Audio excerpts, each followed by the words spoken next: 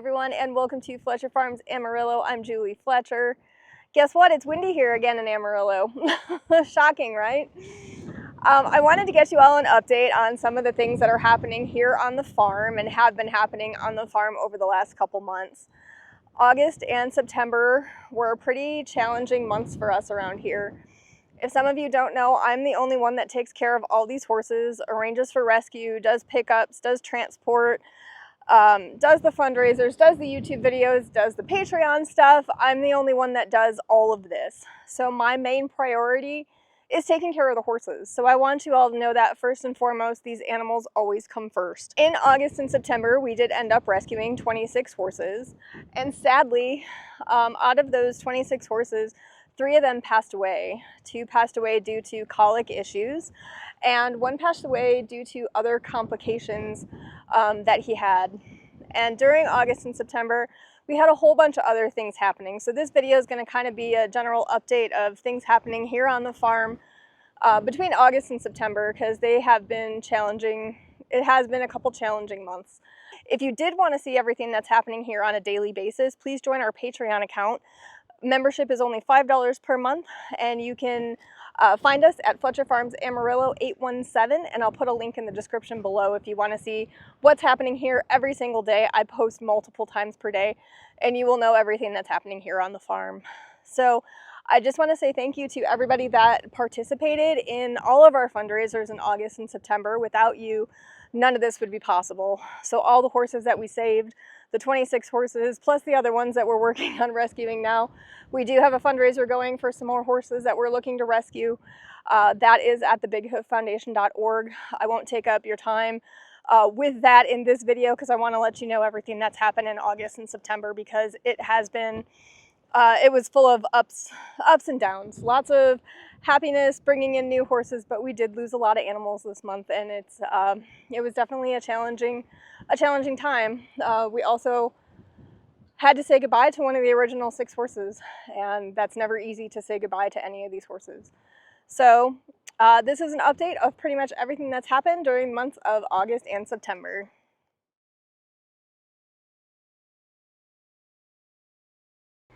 So this beautiful girl, we decided to name her Faith, and she was rescued from Wish Upon a Horse in McLean, Texas. She was a 17.3 hand mare in pretty good condition, and she was about 18 years old. This was part of the livestock yard video of Faith when we decided to rescue her. She looked like such a sweet little girl, and we just wanted to give her a great retirement home.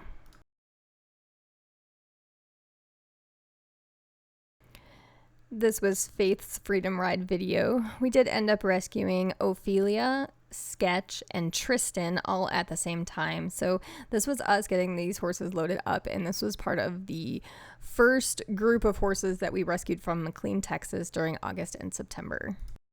So we did get everyone back to the farm safe and sound.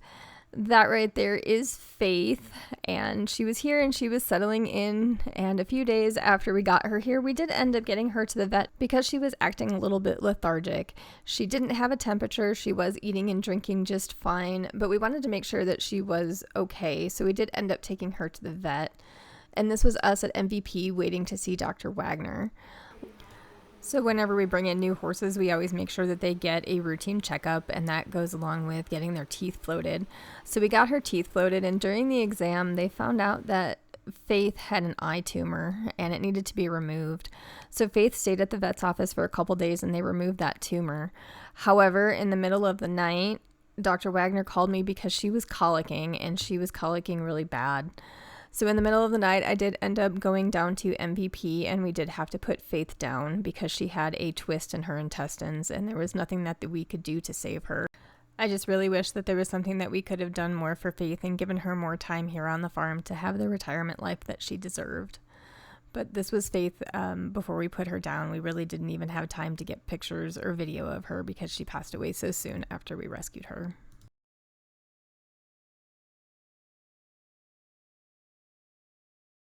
Back in August, we rescued a Halflinger mare from Bowie, Texas Livestock. While I was there picking her up, I ended up bringing home 2 extra travelers on this pickup. There were 2 Belgian draft horse mares that were in a pen in the back lot at Bowie, Texas Livestock. Most of you might not know, but some of the horses that come into Bowie never get a chance to even be seen on their page to be rescued. So I happened to go back there and saw these 2 mares and asked if I could rescue them, and of course they said yes. So we brought home 2 extra travelers on this trip, and we named them Muriel and Clara. And this was their Freedom Ride video if you missed that from the last video.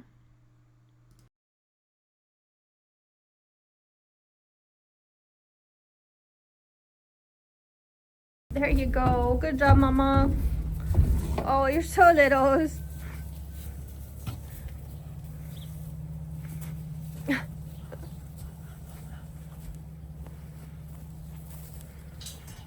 We are home, kids. We are home. You're like the smallest little girl I've ever seen. I know, we're home, kids.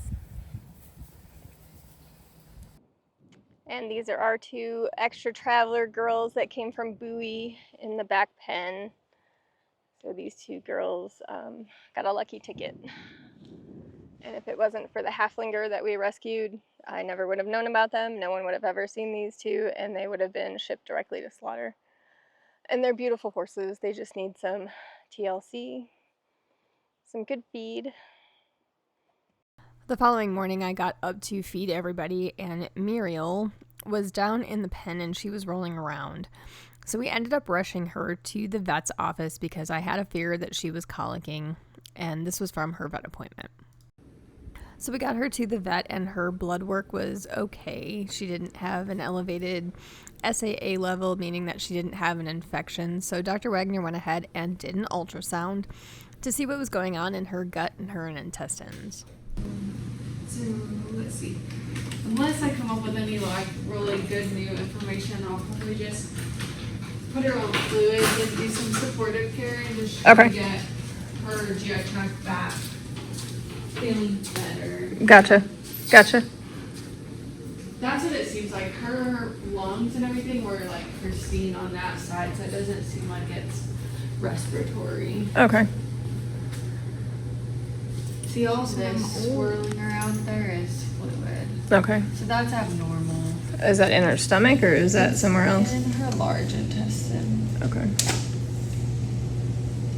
The wall thickness of her large intestine seems a little bit thick too, like so.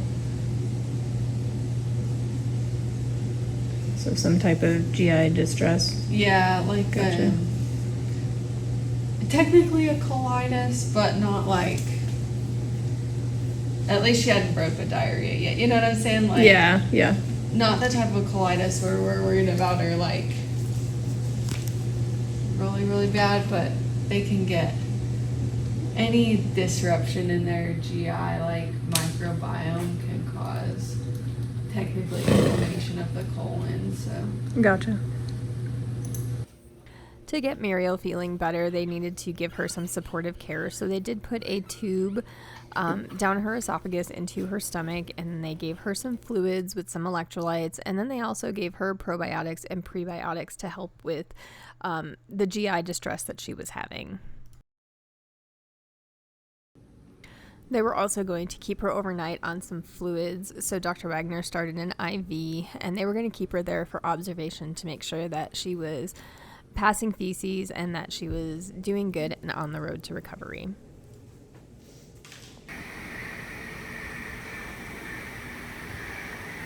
She's gonna get you some food. Yeah, she's gonna get you some food. Hi, babe. She's like, oh, what was that? She's like, I'll take that. So this actually did turn into a colic situation where she stopped eating and was having a problem going to the bathroom. So she did stay at MVP for a little while. They kept her on fluids, and then she started eating again and passed feces. So a few days later, after she was recovered, we were able to bring her home, and we were able to turn her out into the pasture with the rest of the herd. Wanna go make some friends? Yeah, what do you think? So her turnout video with the rest of the horses was pretty uneventful. Dale followed her around a little bit, and that was about the extent of the excitement of her turnout video. So we got Muriel home, and she was turned out with the rest of the herd, and after about a week and a half, she had another colic episode, and we had to bring her back to the vet's office. However, this time it turned out to be more serious, and she had an impaction in her cecum, and her cecum actually did rupture, so we ended up having to put poor little Muriel down. Horse rescue doesn't come with guarantees. When we open our hearts to the horses in need, we never know how much time we'll have with them. Only that it will never feel like enough time. Losing a horse you've rescued is a different kind of heartbreak. You pour your love, care, and hope into helping heal them. Maybe for a month, maybe for years, maybe for hours, maybe for days. And then one day, life decides their journey here is done. We don't get to choose how long they stay, only how deeply we love them while they're here. It hurts. It's unfair. But I find comfort in knowing that, for however long they're here with us, they knew safety, warmth, love, and kindness. They were seen, they were loved, and that's what matters most. Rest easy, sweet one. You were never just a rescue. You were part of our family.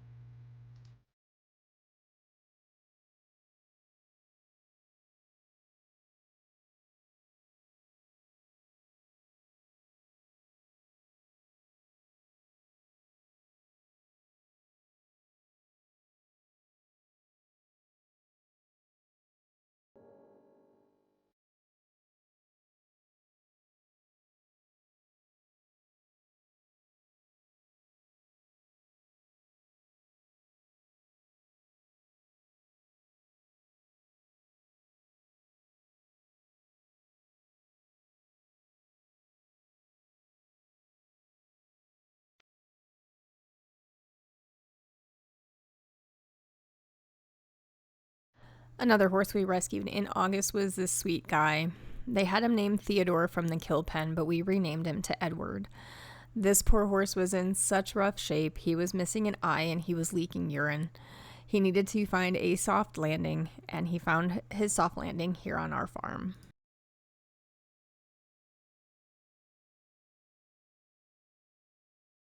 Edward was rescued with 7 other horses.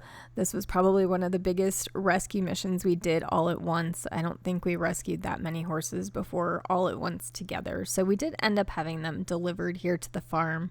So this was them arriving and doing their first freedom jumps.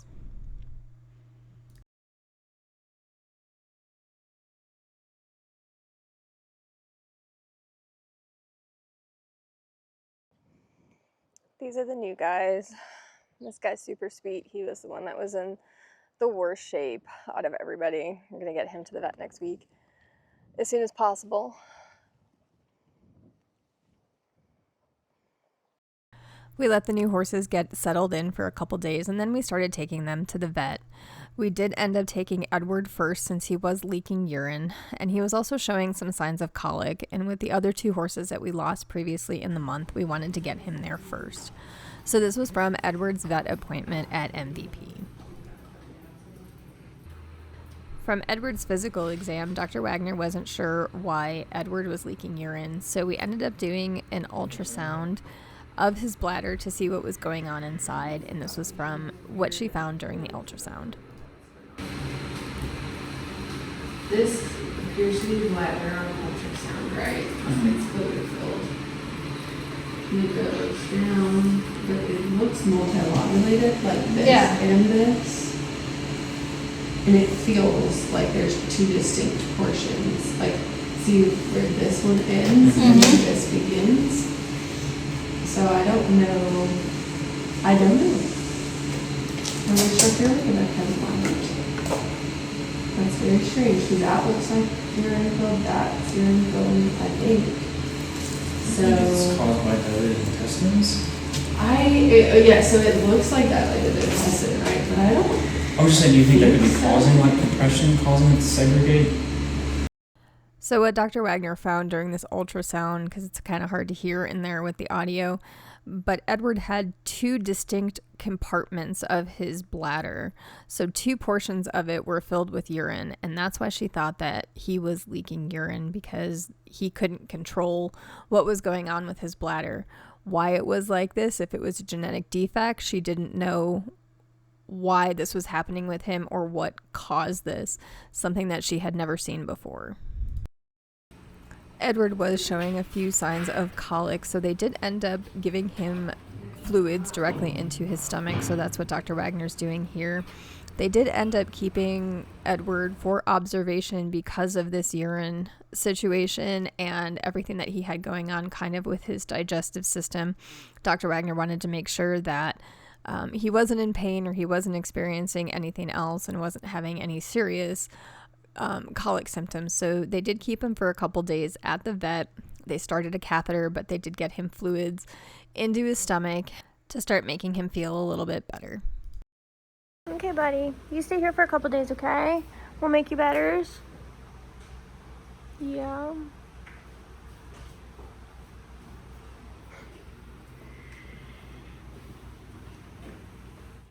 During Edward's stay at MVP, Dr. Wagner did do another test on him, which was a scope, which was up his urethral tract into his bladder, and she did want to take a closer look to see if he did have 2 compartments.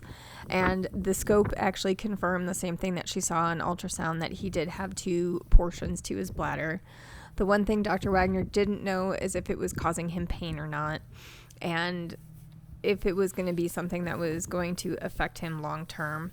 So we did start him on some Previcox just to monitor and keep his pain under control if he was having any pain.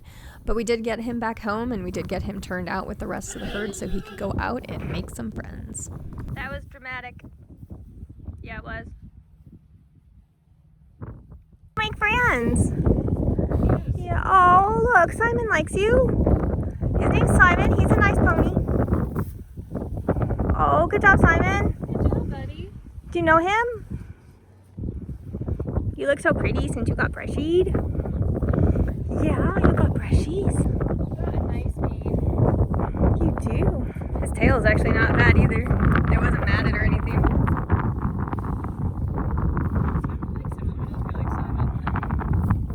I'm gonna stop trying to kick him. Good job, bud.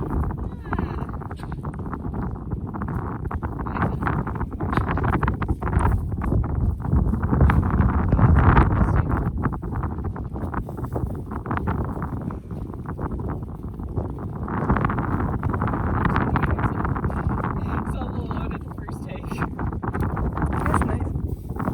Yeah, go make some friends. Go make some friends. You got this. Can't live in the barn forever. No. We don't know how much time you have, babe. Yeah, we don't know. Go make some friends. Live your life. Go retire. You don't have to work anymore. No. No more work.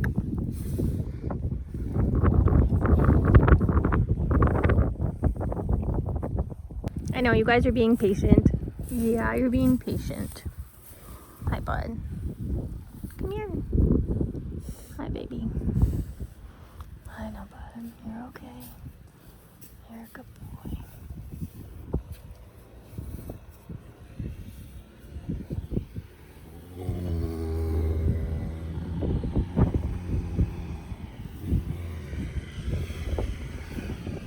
Do you want a muffin? Good job, buddy.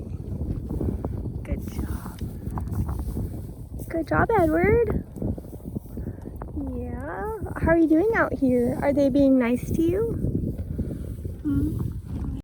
It breaks my heart to share that Edward passed away peacefully on his own in the middle of the night shortly after this video was shot. Even though our time together was far too short, Edward got to experience what every horse deserves: life with a herd, open pastures, and unconditional love. He finally knew safety, friendship, and freedom. Losing him hurts deeply, but I'm grateful that he left this world knowing he was cherished.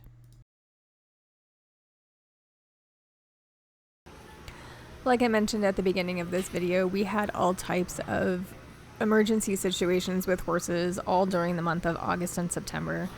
This is Freya. We ended up having to take her to the vet because she was choking. So this is Dr. Wagner clearing Freya's choke. This is kind of the same procedure that they do when we have a colicking horse. So basically they insert a tube into their esophagus until they find the choke, and then they flush water through it to get whatever is lodged in their esophagus to move through into their stomach. So that's what Dr. Wagner's doing.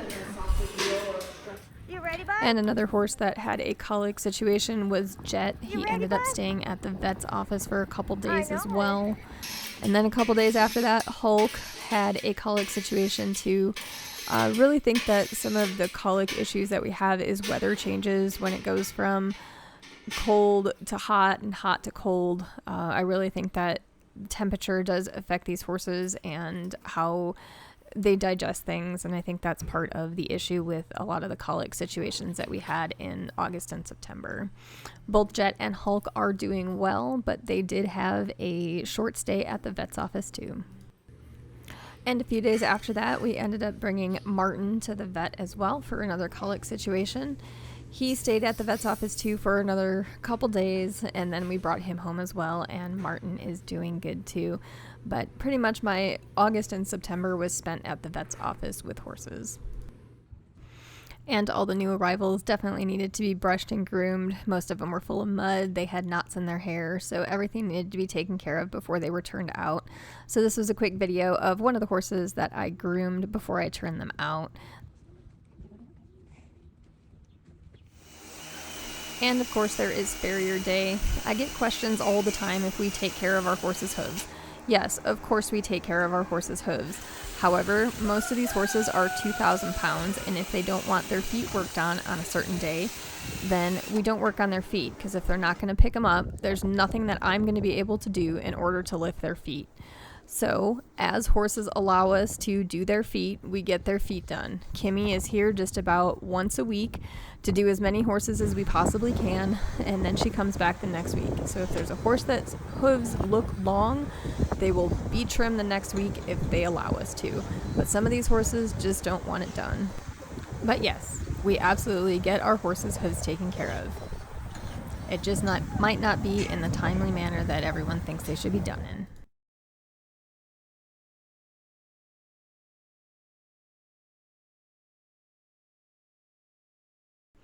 After the last group of horses, we did rescue another 3 horses. This is Priscilla, Kate, and Tate, and this was their freedom ride coming back from McLean.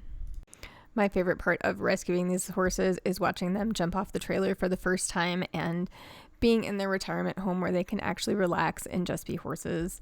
This is my favorite part, along with them being turned out for the first time into the pasture with the rest of the herd.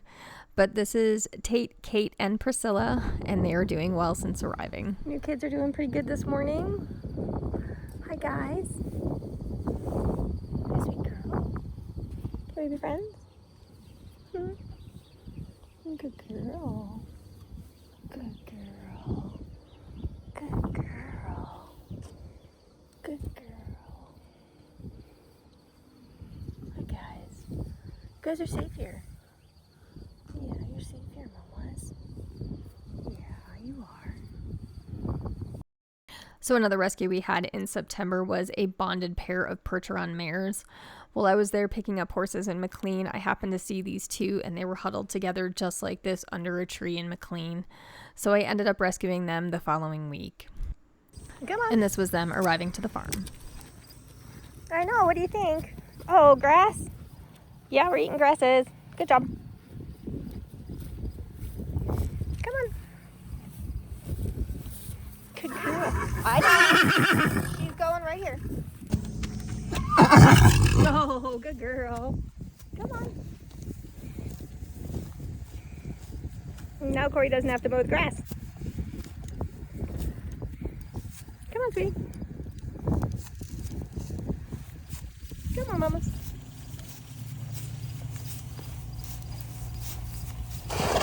Bless you.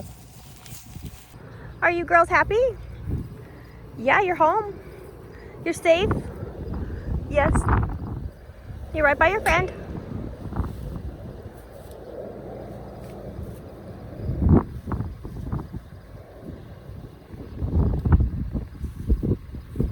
go get you some alfalfa. Do you want to?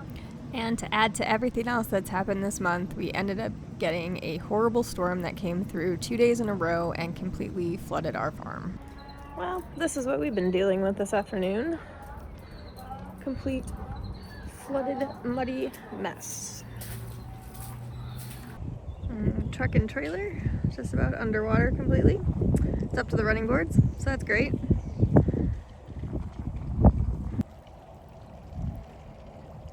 There's the river.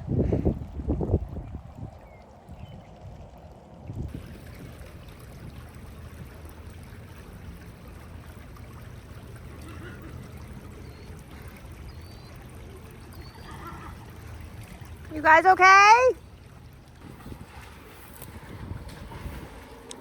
All the horses seem like they're doing good. No running in the mud.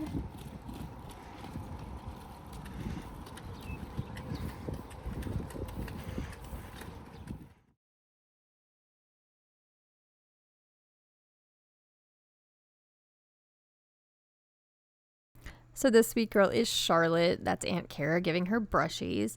Charlotte was rescued in October of 2024, and about a month and a half ago, Charlotte got an abscess on her foot. So we brought her into the barn, and it wasn't quite resolving on its own. We were wrapping it, treating it, doing everything that Dr. Wagner said we should do with it.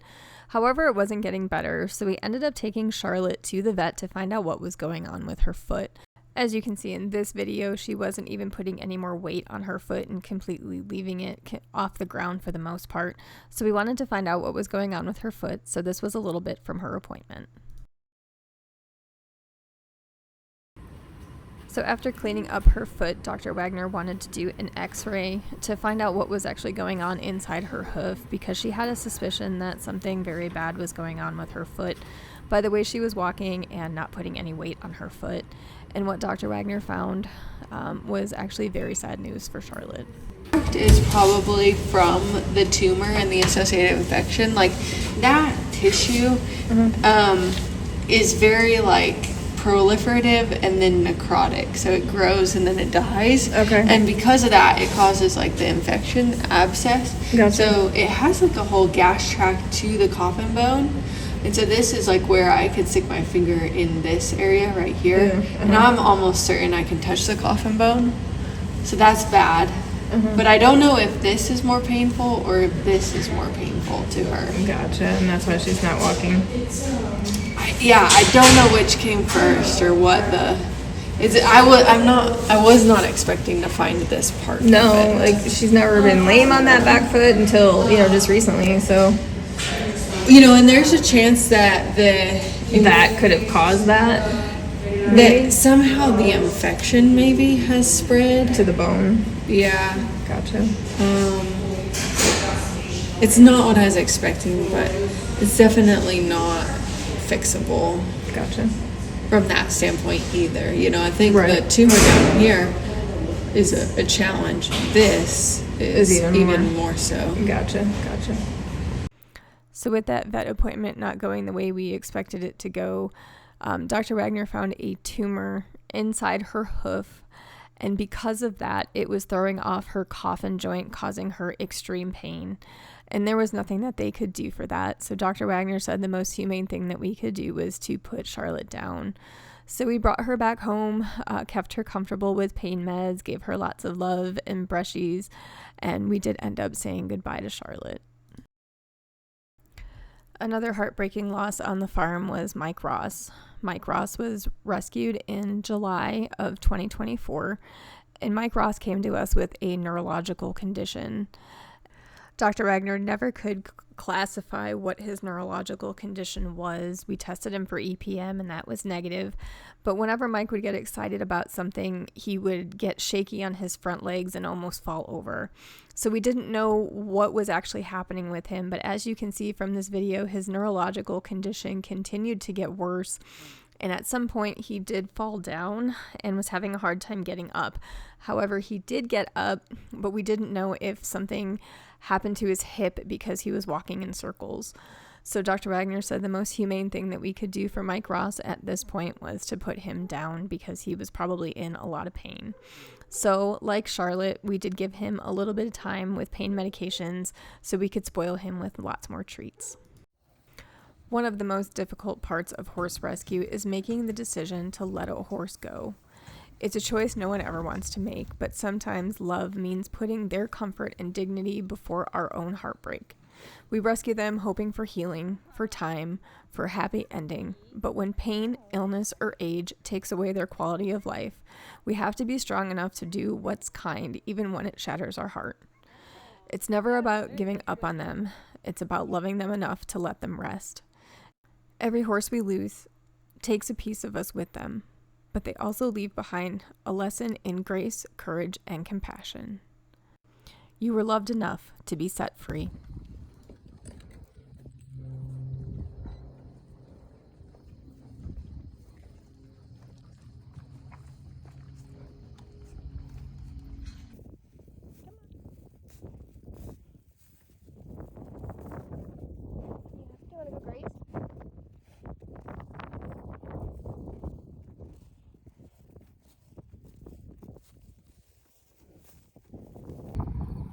Dr. Wagner came out to the farm and put Mike, Ross, and Charlotte down on the same day.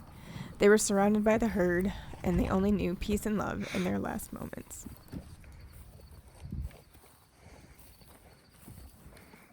No, she do all your braids? Those are so pretty. Yeah, so pretty.